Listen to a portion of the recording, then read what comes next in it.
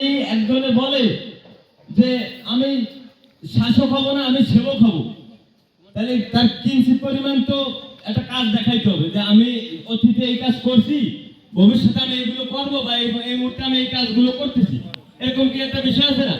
আমি জীবনে কোনোদিন আমার ভেজ খানকেও দেয় না, আমার চেহারাকেও দেয় নাই। আমি এই সমাজের, এই দেশের, এই পিরোজপুরের, এই নাজিরপুরের জন্য আমি কোনোদিন কোনো কাজ করি নাই, জনগণের জন্য কোনো কাজে আমি আসি নাই।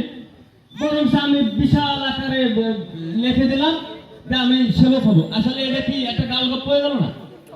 এই ধরনের এরা ডাইরেক্ট ভণ্ডামি। এই সমস্ত আপনারা দূরে থাকবেন। আপনারা দেশকে যদি ভালোবাসে থাকেন, এই মাতৃভূমি, এই ভূখণ্ড, এই পতাকা এটা আমাদের, এটা রক্ষা করার দায়িত্ব আমাদের।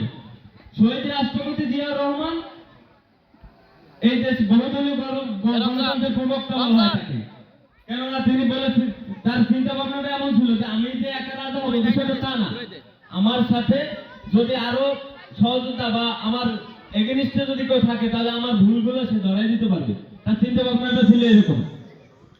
তিনি এই বাংলাদেশে এই পর্যন্ত আপনার পরিবারের জন্য আপনার একটা আয় আছে না, যে আয় করলে আমার পরিবার উন্নত হবে। আজকে আমি একটু সিনিয়র নেতৃবৃন্দের কাছে অনুমতি নিতে চাই, আমার একটু সময় নিতে চাই।